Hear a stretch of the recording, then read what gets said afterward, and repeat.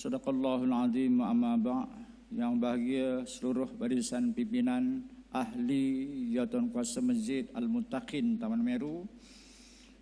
Yang saya kasihi tuan-tuan imam, tuan-tuan muazzin, tuan-tuan syekh, ibu ayah, abang kakak, adik-adik muslimin muslimat sekalian. Alhamdulillah. Pagi ini pagi yang ke-29. Ya. Mungkin hari terakhir kita berada di Ramadan 14-46. Semuanya serba kemungkinan. Mungkin pagi tadi sahur yang terakhir juga. Malam tadi mungkin tarawih yang terakhir. Kita boleh cakap gitulah. Mungkin. Tapi yang kita harapkan hari ini bukan hari Ramadan terakhir untuk kita hidup.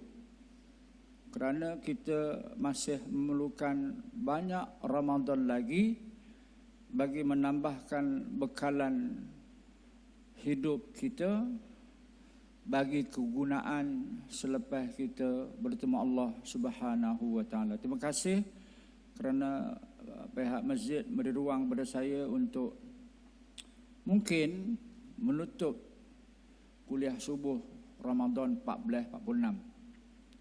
Saya tidak memilih tajuk baru, saya nak sambung sahaja kuliah subuh kita ini lanjutan daripada Tazkirah Jumaat minggu yang ketiga sudah. Tajuknya ialah Al-Quran menjana insan madani. Maaf ya, saya nak bercakap juga tentang madani ini. Pasal kata-kata sebut madani, saya pun teringin nak bercakap juga. Mudah-mudahan saya tidak tersasar. Bagaimana Al-Quran menjana insan bertamadun. Ya. Kita sedia maklum bahawa sebelum Allah turunkan Al-Quran, ahli sejarah terutama sekali Ibnu Ishaq dan Ibnu Hisham menggambarkan dalam tulisan beliau masyarakat Arab yang dalam bahasa Arab itulah Al-Quran diturunkan, dikenal dengan Arab Jahiliyah. Sememangnya betul, tidak ada dosa yang tidak dilakukan oleh bangsa Arab Jahiliyah ketika itu. Penyekutuan terhadap Allah. Ya. Syiar penyekutuan Allah sampai koma. Orang yang bertanggungjawab membawa berhala ke kota Mekah tak lain tak bukan namanya Amru bin Luhai. Amru bin Luhai ini asalnya dia menganut agama Nabi Ibrahim. Wara alim. Sehingga beliau digelar wali kota Mekah. Ramai pengikut. Satu hari dia buat rombongan ke Syria. Karena pada paham Amru bin Luhai ini, Syria adalah antara negara yang masih mengamalkan syariat Nabi Ibrahim. Ya. Jadi bawa grup naik unta pergi ke Syria. Duduk di Syria beberapa waktu, tengok tak ada dah ciri-ciri syariat Nabi Ibrahim ni, tak ada. Yang ada ialah masing-masing sudah menyembah berhala. Lalu dia pun buat keputusan. Dia cenderung, dia berminat dengan cara ibadah orang-orang Syria masa itu. Masing-masing, setiap rumah ada berhala. Lalu sebelum beliau pulang, dia beli satu berhala daripada Syria namanya Hubal. Berhala tu namanya Hubal. Tuan-tuan tobat, jangan buh nama anak cucu Hubal. Apa anak nama? Hubal. Hubal tu asalnya nama berhala. Berhala dari Syria dibawa masuk ke Mekah. Bila rombongan Amr bin Luhai ni sampai ke Mekah, disambut oleh orang ramai. Tuan guru kita dah balik, tuan guru kita dah balik. Itulah bahasa kita. Ya, apa nama ni? Wali kita, tuan wali kita dah balik. Ya, salam peluk gitulah. Dalam 2 minggu tak jumpa kan. Kemudian ada yang tanya, tuan pergi Syria bawa balik apa jajannya? Ni nak gambar. Bukalah bungkusannya. Tengok Hubal. Berhala. Ya, yang antara yang menyambut tentulah ketua-ketua kabilah Arab masa itu kan. Nyambut wali balik. Dia terus sarankan, saya cadangkan kepada tuan-tuan balik ke kabilah masing-masing. Ni contoh. Ya, contoh sembahan kita. Ya, lebih kurang macam cerita Samiri bila ditinggalkan oleh Nabi Musa, ya, pergi menerima Taurat di Bukit Turisina atau Bukit Turisaina. Apa kerja Samiri? Ya, dia kan gunakan dakwah, kepetahan dia bercakap, ya, kepetahan dia mencari pengaruh. Dia buat pengumuman, ibu-ibu ingat balik dulu masa tinggalkan Mesir, ada tak siapa-siapa yang terbawa barang kemah perempuan-perempuan Mesir? Ya, ada, kami ada bawa, tak sempat nak ulang. Dia kena hambat dengan Firaun. Ya, perempuan-perempuan Bani Israel pun tanya kat Samiri, nak buat macam mana nak selesai masalah ni? Mari kumpulkan semua. Kumpulkan semua. Dia pun lantiklah beberapa dia membantu. Kumpul. Serah kat saya. Nanti bila Musa balik, kita tanya hukum kat dia. Belum sempat Nabi Musa balik, rupanya dia leburkan meh ni, ya, jadikan patung anak lembu. Sehingga akhirnya sebahagian besar daripada 240,000, ya, umat Bani Israel yang ada di padang pasir Al-Tih itu hampir, lebih separuh yang murtad menyembah anak lembu. Tambahan pula dengan kepakaran yang Allah berikan kepada Samiri, dia berjaya menjejak tapak kaki Burak. Bekas tapak kaki Burak itu bila disentuh, ya, ke patung anak lembu ni, patung anak lembu ni boleh berjalan, boleh bergerak, boleh bercakap. Lagi orang percaya. Begitulah kesan buruknya seorang yang diberi ilmu oleh Allah Ta'ala melencong daripada landasan yang betul, sehingga mempengaruhi orang lain mengikuti apa yang dia cakap tanpa fikir, ya, tanpa merujuk kepada panduan yang betul. Baik. Mana tahu di Mekah memang pernah ada berhala. Kita baca sejarah lagi. Sejarah tidak pernah menipu kita. Ya, ketika peristiwa Fathatu Mekah, pembukaan kota Mekah. Ya. Ada berapa banyak patung dekat Kaabah? Ada berapa banyak patung di sekeliling Baitullah? Beratus patung. Ya. Akhirnya Nabi berjaya runtuhkan semua dan berhala tidak akan masuk lagi ke kota Mekah dan kota Madinah. Ya, sampailah hari kiamat. Baik. Bila kita melihat kepada ayat-ayat Allah Ta'ala yang jumlahnya 114 surah, ada digenapkan oleh ulama 6,000 ayat, sekurang-kurangnya dia dibahagikan kepada dua bahagian besar.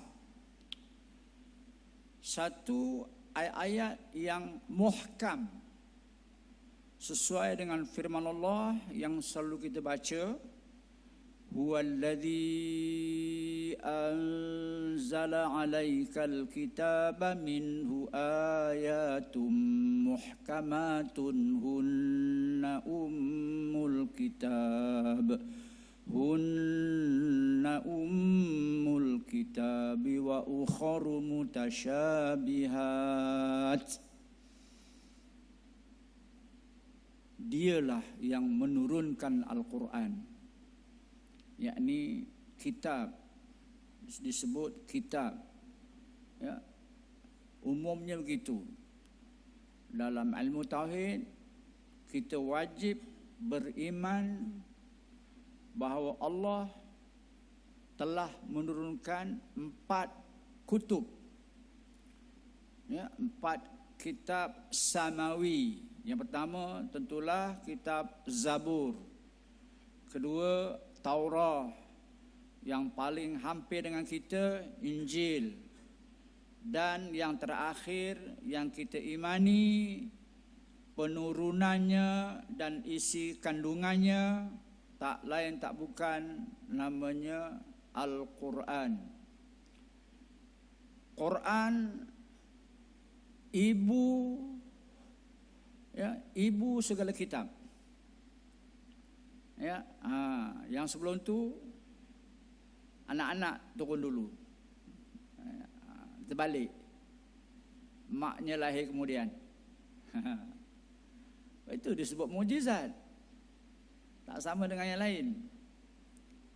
Ya. Tak ada dalam dunia ni makhluk Allah yang maknya lahir kemudian. Tak ada. Ya. Dia macam mana pun maknya lahir dulu. Ya. Bila kita tengok kawan kita tanam pelam kan. Tanam pelam, anak pelam kan. Mana dapat benih? Benih tu maknanya ibu. Kita melawat kawan kita tanam bela ikan kan. Wih, cantiknya tilapia. Mana dapat induk? Induk dapat mana? Maknanya mak dulu. Tapi Quran digelar oleh Allah sendiri Ummul Kitab, ibu segala kitab. Kita ni untunglah. Ya, umat yang akhir tapi dapat mak dia. Ya, ada ayat-ayat yang muhkamat. Satu bahagian. Ayat muhkamat ni apa? Bila kita baca je, kita faham maksudnya. Tak perlulah nak rujuk-rujuk kepada orang lain dah. Sebab ayatnya jelas. Ayatnya dah jelas. Qul huwallahu ahad. Katakan oleh Muhammad bahawa Tuhan itu setunggal. Faham dah? Ya. Seabdi-abdi, sehamba-hamba Bilal itu dia faham dah. Oh, Allah itu Allah itu tunggal. Allah itu satu. Itu ayat-ayat yang muhkam. Allah itu macam mana? Lam yalid walam yulad. Tidak beranak dan tidak diperanakkan. Oh, jelas. Disimpulkan lagi dalam ayat yang lain. Laisa kamitslihi syai'un fil ardi wala fis sama'. Tidak ada sesuatu pun yang menyerupainya. Sama ada di langit atau di bumi atau di mana saja. Ya, selagi ada ya yang mendakwa bahawa Tuhan itu serupa dengan apa yang dia pernah temui kat dunia ni, itu bukan Tuhan. Jelas. Matahari bukan matahari. Ya, bulan itu bukan Tuhan. Pokok bukan. Ya, laisa kamitslihi syai' fil ardi wala fis sama'. Baca je faham. Itu dari segi ilmu akidahnya. Ya. Ayat-ayat mutasyabihat ni macam mana? Ayat yang perlu kepada huraian daripada ulama yang mahir tentang hukum hakam Al-Quran, mahir tentang bahasa Arab. Sebab Quran dalam bahasa Arab. Ya, saya selalu sebut Quran ni 4 huruf je. Ya, tapi tidak boleh diterjemahkan dalam bahasa yang lain cuma dengan 4 huruf je, orang takkan faham. Ini hebat Quran. Quran ni ringkas sebenarnya. Ringkas. Asas. So, perlu kepada huraian daripada Rasul. Allah utus Nabi untuk menterjemah, ya, untuk mengaplikasikan, untuk menghayati, untuk mengamalkan seluruh isi kandungan Al-Quran. Manusia tak boleh buat apa-apa kecuali ada contoh sebelumnya. Ada orang ajar, ya, ada orang tunjuk. Ayat-ayat yang mutasyabihat dilihat bertentangan dengan ayat-ayat muhkamat. Ayat yang perlu kepada penjelasan. Yadullahu fawqa aydihim. Itu contoh ayat mutasyabihat. Tangan Allah mengatasi tangan mereka. Sudah. Tadi baca ayat lam yalid wa lam yulad, tidak beranak, tidak diperanakkan. Tiba-tiba ada ayat yang ya mengatakan tangan Allah mengatasi tangan mereka. Ini perlu pada rujuk pada ulama. Ya, tiba-tiba hari ini orang tak nak pakai ulama. Ngaji tinggi, pangkat tinggi, kelulusan tinggi, tapi tak nak pakai ulama. Ana tak pakai ulama, ana pakai Quran hadis je. Kamu. Hebat benar kau. Ya. Buat kerja belakang-belakang, nyorok-nyorok.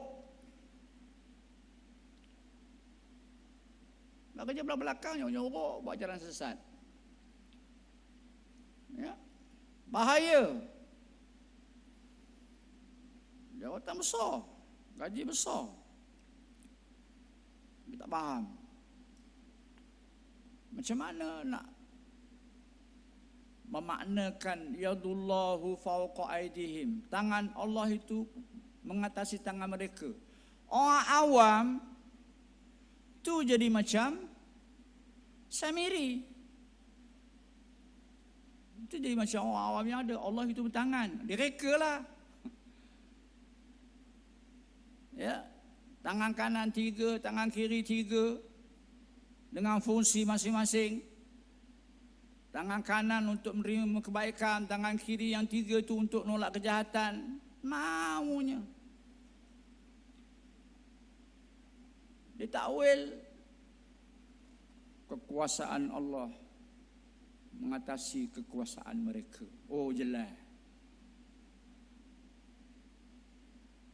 Nabi mentafsirkan ayat ini dari sudut ilmu fiqh.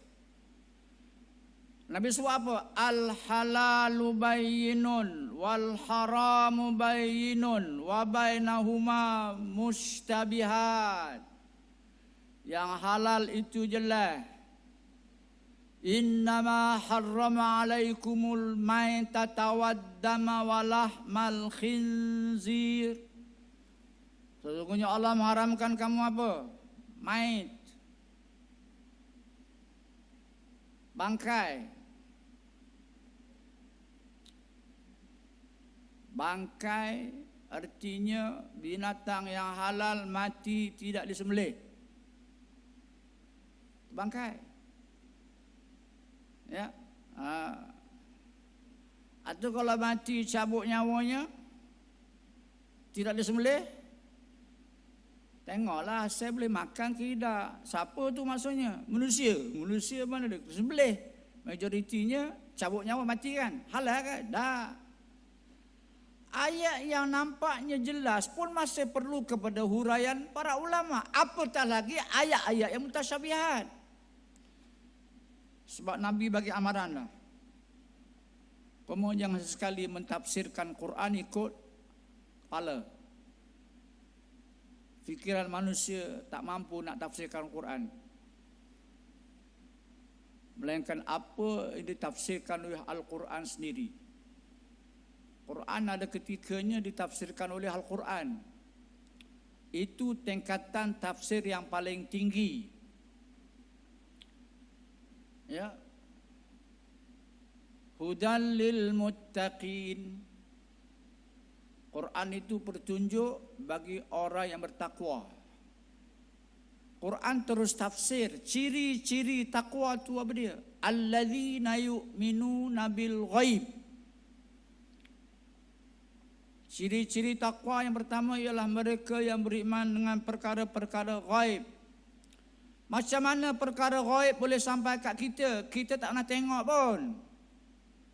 Tapi kita percaya benda tu ada. Allah tak pernah jumpa kan? Macam mana kita boleh percaya Allah? Orang yang baca Quran sepatah tak kerti makna daripada hidup sampai mati, dia kerti baca je. Dia kenal Allah macam mana? Dia kenal Allah macam mana? Jauh nak ambil hukum, ambil ilmu akidah daripada Quran. Ya, macam nenek-nenek kita dulu, mama kita sebagainya tak sekolah tu, senang je. Jangan lari ya. Jangan ngelak, ngaku aja. Mak saya tak sekolah. Pagi-pagi tengok abah pergi sekolah nangis tepi tingkap tu. Pasal apa? Atuk saya tak pergi sekolah. Orang tak sekolah tinggi-tinggi tak payah. Ni hakikat ni. Nenek-nenek kita tak sekolah. Ya. Ikut atuk pergi apa, Ustaz Imam Subarno Ta'ala Bandung, nebang balak kat hutan kan. Masa itu umur 12-13 kahwin dah. Hari ni umur 13-14 kahwin jadi isu. Jadi isu. Pasal ada kesedaran masyarakat tinggi. Kenapa tak sekolah? Kenapa tak sekolah? Tak sekolah.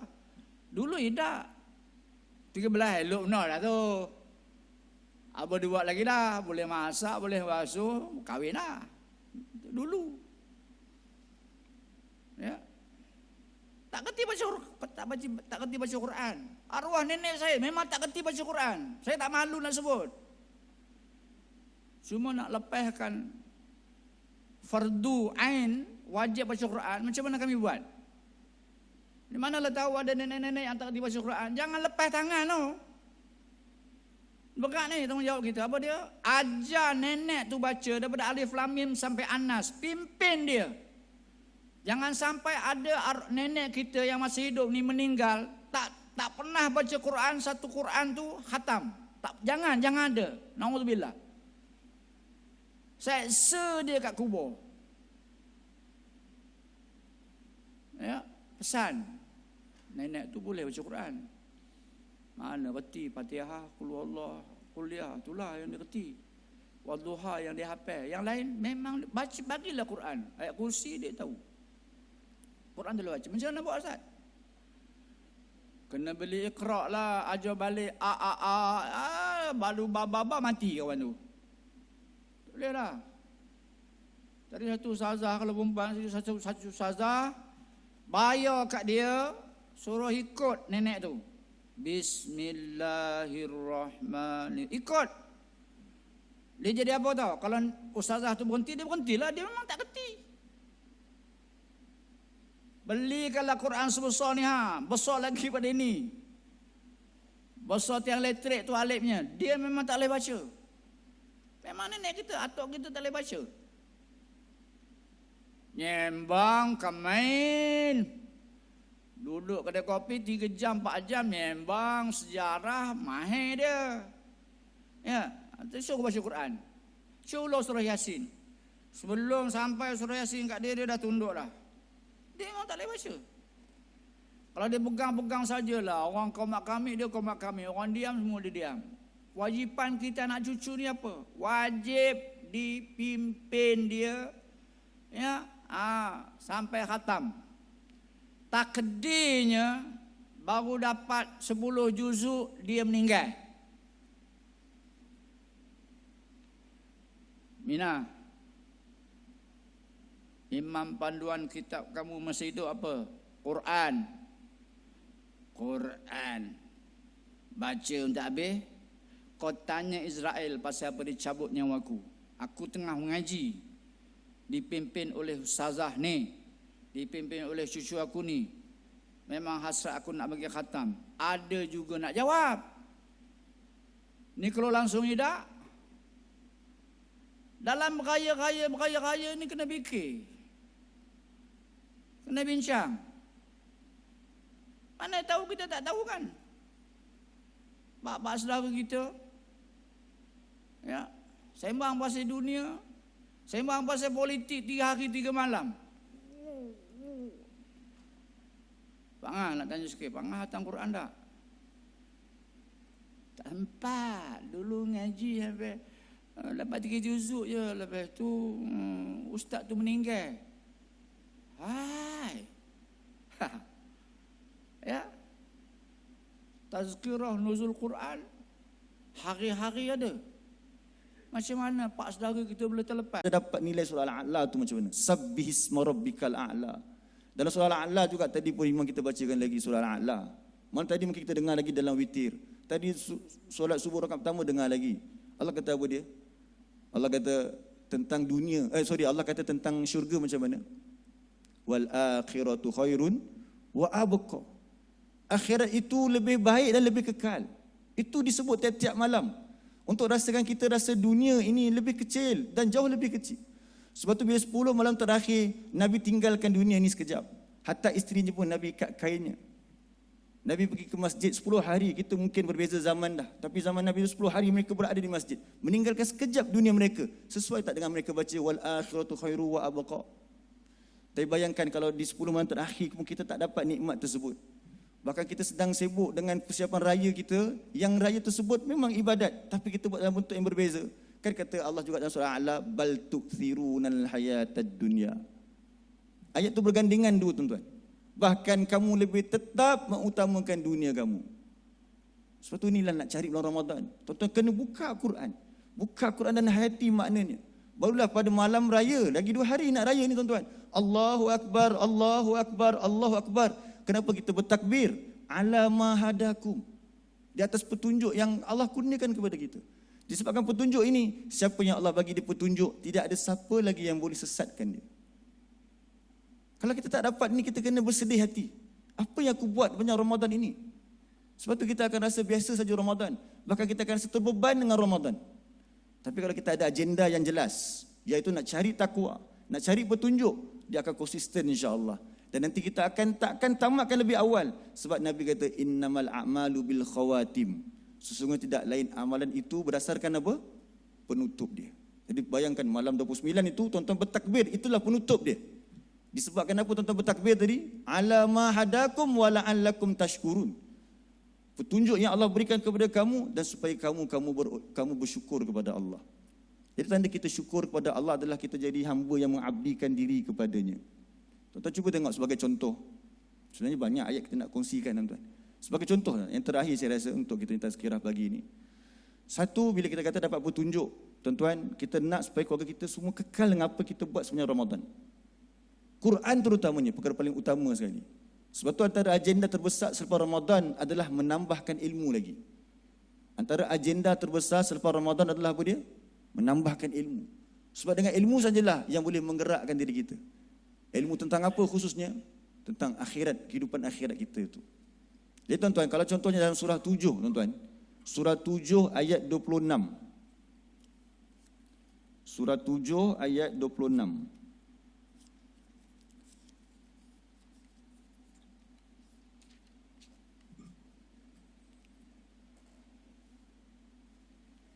Ayat ini kita muhasabah diri kita sama-sama untuk keluarga kita, untuk anak-anak kita.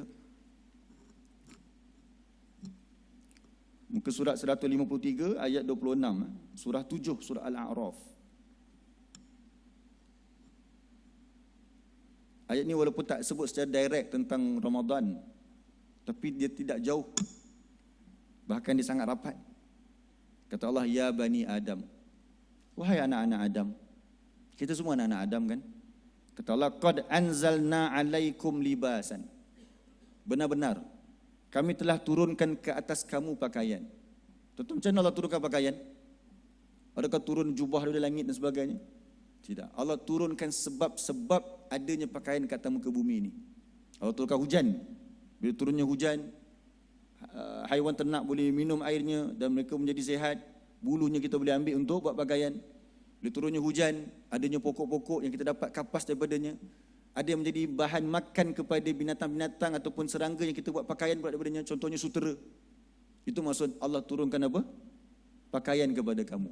Tapi dalam ayat ini tuan-tuan, ayat ini ada dua tujuan Allah turunkan pakaian. Kita setiap benda kita buat kena tahu, kena ada tujuan. Kena ada pengetahuan tentang dia. Sekarang Allah turunkan pakaian, ada berapa sebab? Ada dua sebab. Yang pertama kata Allah apa dia?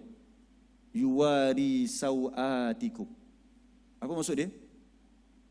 Maksud dia Allah turunkan pakaian ke atas kamu, yuwari sawatikum, supaya dapat menutup aurat kamu.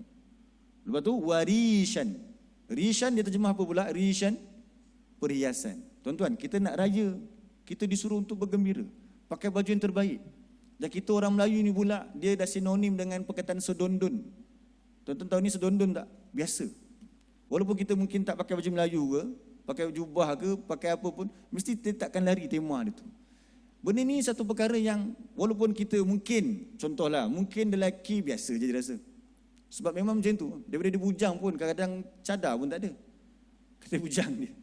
Tapi bila dia kahwin, berapa banyak dia punya cadar kat rumah tu. Tukar-tukar. Lelaki mungkin dia kurang kat sudut nak soal cantik-cantik. Wanita lah jadikan begitu. Dia minta kat kita, bang tahun ni kita pakai baju warna apple green lah. Alah, apple green ke, green light ke apa semua pun tak menambah iman pun. Jangan cakap macam tu tuan-tuan. Sebab Allah memang turunkan pakaian untuk rishan. Untuk apa? Perhiasan. Pakai cantik-cantik. Yang terbaik lah.